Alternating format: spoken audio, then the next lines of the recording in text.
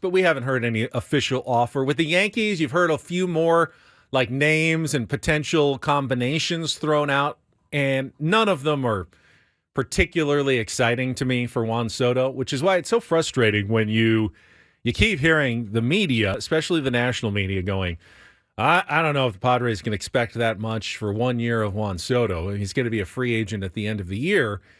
And I look at it and go, you act like Juan Soto is some just normal, run-of-the-mill, average player with 1 season left on his contract and is barely worth anything at all.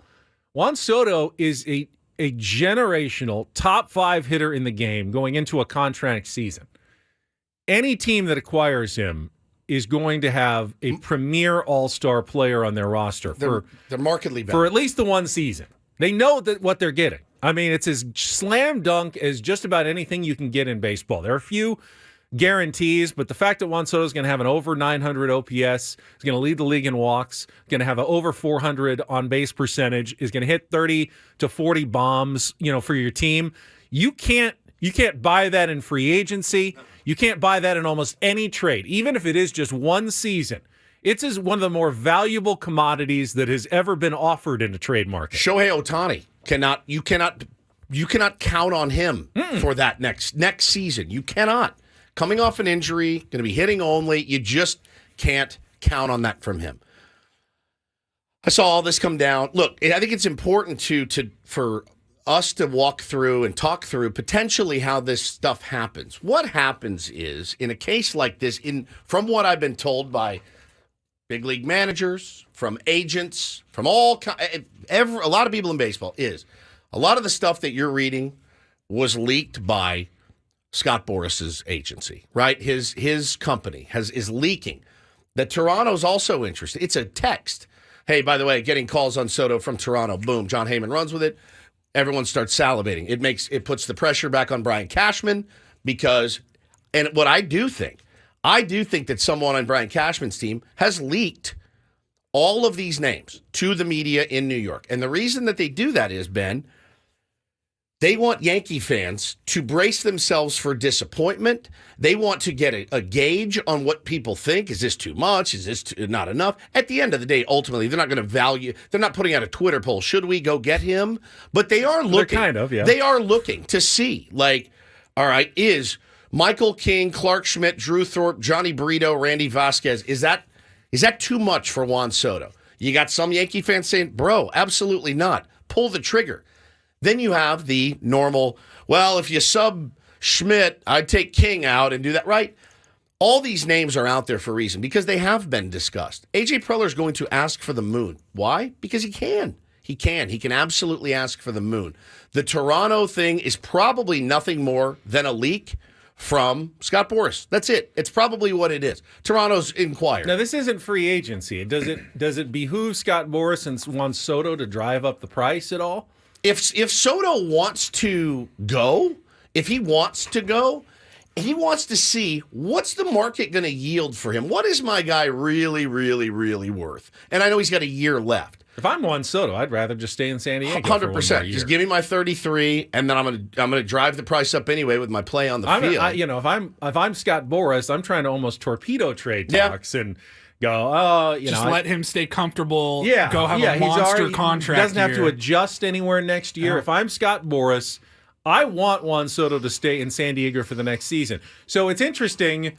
It was Scott Boras, remember, who said, I think there's a good chance he's going to stay in San Diego next season. Yeah. That's what they want. I've heard about their plans, and they definitely include Juan Soto in the lineup. That's what they want. The best thing for Juan Soto is no adjustment, show up to spring training, you're comfortable, have a monster season for the Padres, and then hit free agency at the end of the year. That said, how much more does Juan Soto's stock rise if you gave up 7 prospects or Clark Schmidt, Michael King, blah, blah, blah, blah, blah? You have to keep him, Brian. Pressure, you're Scott Boras. You have to keep him. This is what he wants, Brian. Make it right. You want him and Judge together next year. You want that. You gave up all the prospect capital for him. Of course you're going to give him what he wants, right, Brian? The weirdest thing for me through all of this is, how I grew up. Right. You were a Yankees fan. Yeah. My dad, who I met when I was 10, was a Yankees fan. I didn't have any other parental guidance. A 90s Father. Yankees fan. Yeah, 85. Yeah, but through the time when they were good. Yeah, well, bad, but then good. really bad, good, great. And when they were great, what did they do? They collected superstars. Without reservation. They wanted Tino Martinez. They went out and got Tino Martinez. They got the players they wanted, and the prospects were an afterthought. Correct? Yeah. And by the way, very little of those prospects that they ever got rid of for any of those guys, very few of them went on to do much at all. Right. But now this new GM seems to have a completely different strategy as that old GM. Same well, GM. I know they're both named Brian Cashman, but they don't do business the same way. The bags under the eyes are bigger and darker. But other than that, it's the same guy. To watch how he's operating now as opposed to 25 years ago is weird. Is it Hank weird. Steinbrenner being different than George Steinbrenner as an owner, and he wants a little more moderation, and hey, let's try to build from within a little bit more and not be the Yankees of the past, just spending to try to build a roster. And that's potentially it. I when ownership changes, as we know, things happen. Cheater says, the Yankees are dookie. I get it. I can't stand them now. They're They're completely different. It's weird to see, but it's weird to see Brian Cashman, of all people, say, ooh, yeah, we can't put Michael King in that deal. What? Michael King of 7 good starts for Juan Soto. So maybe he's playing hardball as well. But at the end of the day, man, you know what you're getting. You're getting a proven commodity. And the guy this weekend, hey, if anybody's questioning why Michael King is you're questioning that, go look at his last 7 starts. I tweeted the guy, I go look at Juan Soto's last 5 years, not 7. No, hey, Juan Soto had 7 good games at the end of no. Go look at 5 years of research and work and tangible numbers. So I think I want Juan to stay here. I want Juan to stay here forever. But the fact that Cashman and those guys are getting scared on putting some of these, well, let's be honest, some spare parts in this deal is very, very odd. So Buster Olney reported this morning that people now wouldn't be surprised if Juan Soto talks extended maybe even into January, later in the offseason. And the reasoning for that is the Padres are obviously trying to get maximum value if they do trade Juan Soto. And if they wait until Shohei Ohtani signs, that will likely ratchet up the pressure on teams that don't get Shohei Ohtani, that were looking for a big splash in the market. That's where the Toronto Blue Jays could come in. Toronto's in on Shohei Ohtani. If they don't get him, then all of a sudden the offer for Juan Soto may increase dramatically because, well, scarcity, drives up the price, even in trades. And when Shohei Ohtani's no longer out there, the price tag for Soto goes up. That makes sense for the Padres. The weirdest part is everyone's saying, well, the Padres have no leverage. They absolutely have to trade him. They absolutely do not have to trade him, unless there's been some edict from the front office that, listen, you have to get rid of him to free up $33 million. That very well may be. Well may be. Here's what Buster Olney wrote this morning on ESPN, talking about how it's very much believed by everybody that the Padres are expected to trade Juan Soto. He says, but Padres GM A.J. Preller doesn't have to trade him this week, and some rival executives said Saturday that there might be a long wait before a Soto deal is concluded. Rival execs say that the Padres' current asking price for Soto is very high, with San Diego looking for major league-ready pitching plus others. With a generational talent like Soto, Preller could just wait to see if some team in the market, maybe a team that loses out in the Ohtani bidding, steps up. Quote, I think this has all the makings of a late January or early February deal, said one front office type whose team is not involved. Torture chamber for us. But in a vacuum, that makes sense because you want as much as you can for Soto. Haven't we been saying this whole time? The problem he's got to be the first domino for the problem Padres for A.J. Preller is that his offseason plan with Juan Soto and his offseason plan without Juan Soto are 2 completely different plans. And I know he has plans for them, but if you keep Juan Soto, then you are going after a completely different class of pitchers. Yep. You are going on the cheap. You're going with more of your minor leaguers and rolling the dice. If you are trading Juan Soto, you have more money to spend. You are more of a player in free agency for some different arms.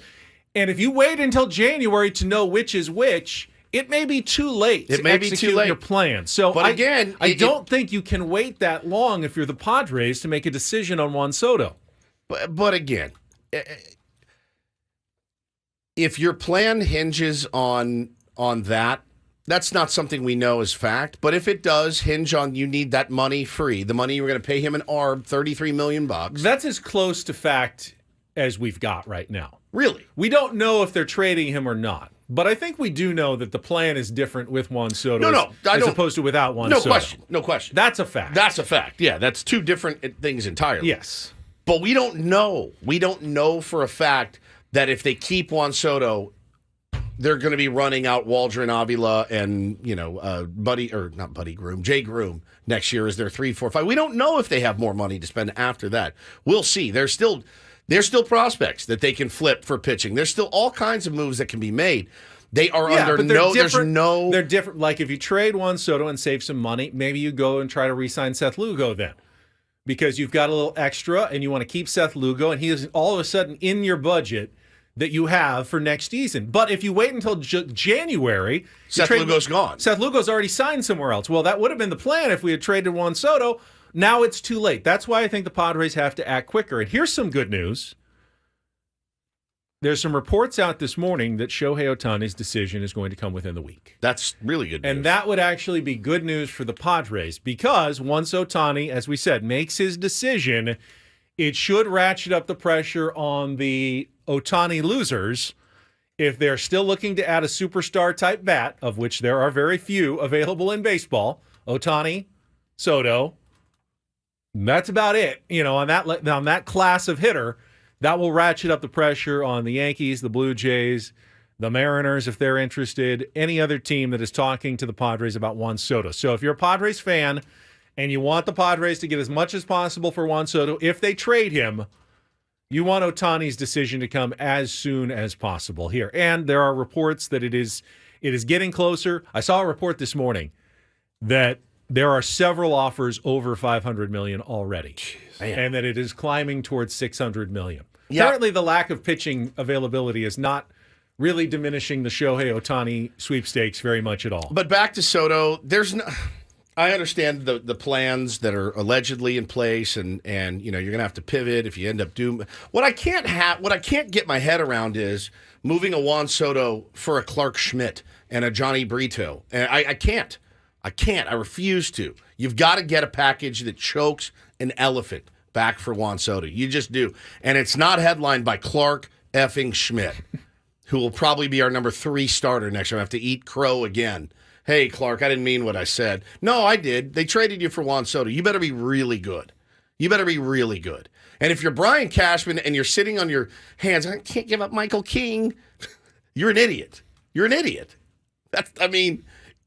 What are we talking about here? You are allowing other teams to come in and throw some doubt into a process that you could have controlled from the beginning. With a better offer, you could be in the final stages of a deal right now. Instead, AJ is shopping around and talking to a bunch of other teams and maybe even driving up the price more. Let him go to the dealer. You let him go across the street to another dealership. Yeah. That's what you did by letting him get to the winter meetings without giving him pretty much exactly what he wanted. You let him go. I know I was close. I had the paperwork started and the credit checks done, but I'm looking across the street. That car's leaner. It's nicer. It's cooler. I think I can get more for my money there. And you're letting them shop. If you're comfortable in that, if you're comfortable, Brian Cashman, going into the year with, DJ LeMahieu and all these aged superstars that you've overpaid for. You let him walk over to Sedano Ford. You let him, what you did, you let him, he's going to see that new Bronco and he's going to want to make a deal. It's just the old Cashman, Ben, this thing would have been done. He would have said, yeah, who do you want? No, it's done. King and Clark Schmidt. And frankly, like I said, the package that comes back has to be nasty. Nasty. And then we re-sign Soto to a long-term deal. And then when we need to fill out young prospect, we just go and trade for more or acquire more pitching when we need it. It's what they did, and they ripped off like 8 championships in the time. It's just, they've really changed the narrative there. They're the Padres, and we're the Yankees. Now, well, the last couple of years, I get, but it's a weird thing to see.